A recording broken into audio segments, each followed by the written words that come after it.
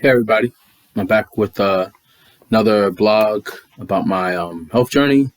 It's been a couple of weeks since I did one, so I'm back. It's been busy at work, but I'm on vacation now, so looking forward to that. But I wanted to talk about a couple of things, so I'll give you guys an update where I'm at. So I weighed myself this past Tuesday. I'm down to 208, making progress. I've been keeping a record of. Oh, you guys can see that record of my weight loss. So this is February. So I was 232 on the 24th of January, but I was a lot heavier than that. I think I was around 245 at my heaviest. I want to say definitely after my trip in August. And then after I came home, I probably lost a little bit, but I was probably hovering around 240, 230, around that time, around that. But since I've weighed myself, I've lost 24 pounds in 2 months. So I lost 14 and a half pounds in February and 9.4 pounds in March. So I'm at 208. Getting under 200 is the first goal of mine. Just want to get these 8 pounds off. And I'm losing weight roughly about 2 pounds a month now, 2 pounds a week. So that's pretty good. My blood pressure is good. It's averaging around 122 over 73, give or take. So it's been good. It's been stable for the most part. And my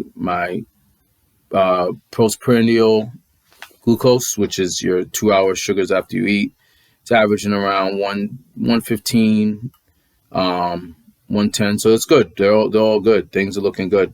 I get my A1C checked at the end of April and my cholesterol level.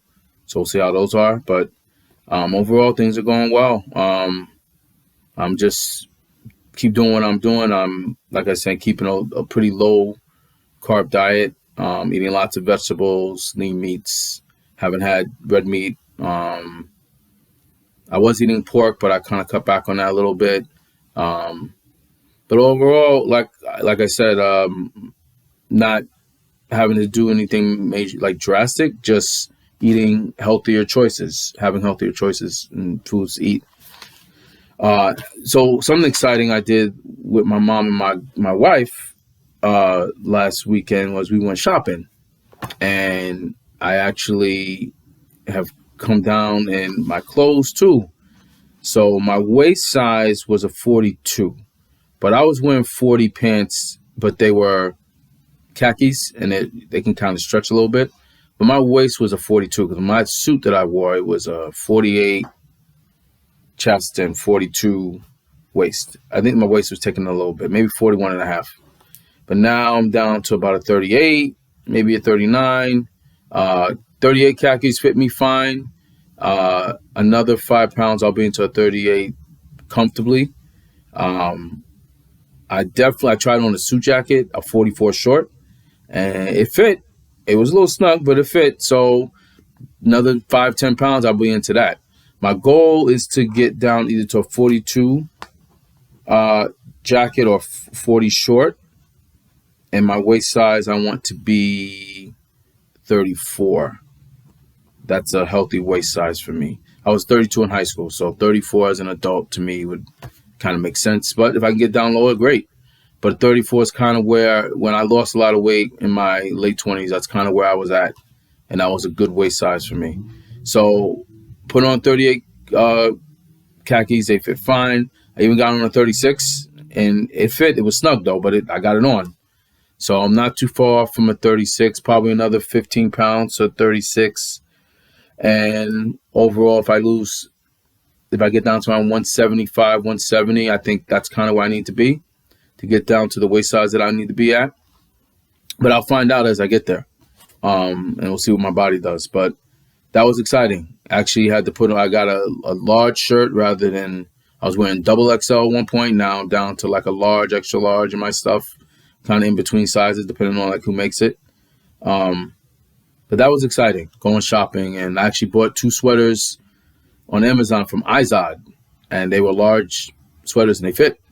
comfortably, even had a little room in them. So that's good. You know, when trying on clothes after you lose weight, it kind of keeps you motivated. So, okay, you know, let's just keep going. Let's keep this train moving. Um, and staying active, you know, that's important. One of the things that I'm doing that I didn't realize, so I was talking to my wife, Stephanie. Oh, Stephanie too. She's lost 11 pounds since we started this together. So having your partner, your spouse work with you on the health journey is important. It's been great for me because we exchange ideas, and she has her own system. I have mine, but we work together to support each other, and that's what it's about. But going back to staying active, besides exercising, I actually cook to stay active. Now, the cooking, believe it or not, keeps me from snacking as much, because when I come home, now I don't cook every day. I try to meal prep, but sometimes you want a fresh meal. Like I don't mind eating leftovers, but I was eating chicken with salad with chicken for like 2 nights in a row. And I said, you know what? I want to have like some sea bass or some fish. I will prepare it after I get home. And cooking keeps me from snacking, because the time that I might come home and you want to unwind, maybe you sit down and watch TV and snack, I'm actually using that time to play music and cook. And all the time you're preparing your food and all that, it keeps me from eating. So I'll prepare my food, then I'll eat it, and then maybe an hour later I'm working out in my basement. So, and then by the time I'm done that, it's pretty much time to kind of go to bed or just kind of wind down. So even staying active, even cooking your food can be a great way to help you snack less, eat less, and stay active. I've been exercising every day since I've started. So about 2.5 months straight, I've not taken a day off. And my energy I feel good. Like I said, I'm not straining myself. You know, exercise actually helps reduce the stress and to kind of unwind. So taking big walks or working out in my basement, I kind of alternate it. Now that the weather's getting warmer, it'll be great to even get outside. And now the daylight is even longer. I go to Kensico sometimes to walk, and they have those big steps to get up to the dam. So one of the challenges that I've done is just keep walking up the steps without stopping. So I did it with my wife a few times, and we had to stop, you know, because it was hard. But now I did it a couple of times where I just went straight up, didn't stop, took my time, just kept going, and it's getting easier.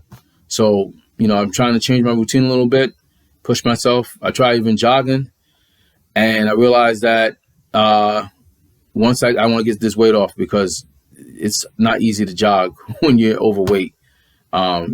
So the jogging definitely is a lot different than the walking. So little things to change things up so you don't get bored. And also your body, sometimes you have to increase the intensity to keep yourself on that track of getting healthier, losing weight, and getting in better shape. Going out a couple of times, making choices about what I eat. So, you know, my wife and I, we went to Mystic, Connecticut for like a little getaway for the weekend. And we had a hotel where you got a buffet, you got these breakfast tickets. So I said this, I was like, you know what? We're going to be there 2 nights. The first breakfast, I'm going to eat what they have. The next day, I'm going to have my protein shake, my nuts, and my fruit. I said, that's my plan. So I try to plan out things. So for the buffet breakfast, I had about 3 or 4 strips of bacon. I had scrambled eggs, like regular eggs. So I normally eat egg whites at home, but they didn't have egg whites. So I ate the eggs and had some potatoes with some ketchup. I drank some water, no sugary drinks. So I stayed away from that. But after I ate the breakfast, I went straight, maybe like a half an hour later, I went to the workout room that they had and just worked out for about an hour. And I tested my sugars 2 hours later, it was like 110. So even the working out after you eat is a great way to keep your sugars from spiking. And then the next day I had, you know, shake with nuts. We stayed active. So even though we went out to eat, I had I shared New England clam chowder with Stephanie. We split it, and then I had crab cakes, but I had asparagus with it rather than like another starch. And then we walked after that for like another 2 miles. So, and I still lost 1.5 pounds that week, despite I ate out a little bit. So you could still eat out, but make decisions about what you're gonna eat before you eat. I don't really have cheat days or anything like that, but sometimes you're gonna eat stuff, so you have to make decisions and portion out your food. And if you have something bad the next day, you work out that day, or you work out off the next day, and then you get back on track. So that's what I've been doing, and it feels great because you can still enjoy your life and still do things and still be able to reach your fitness goals. Some future goals for me, like I said, get under 200 pounds. When I get under 200, I'm doing a 10-mile walk as a celebration. Not a meal for celebration. I'm going to exercise for celebration. 10-mile walk. And then I've been contemplating about when I get really in great shape, I want to try to do a half marathon as a long-term goal for myself. Maybe in a year or two after I really get in shape, I would love to do that. So that's where I'm at right now. I'll be doing some blogs about meals that I make and what's been working. But hey, everybody, just stay motivated. I'm having a great time doing this. I feel great. I hope that this has been helpful to you. And I'll be back for more blogs. So stay tuned. See ya.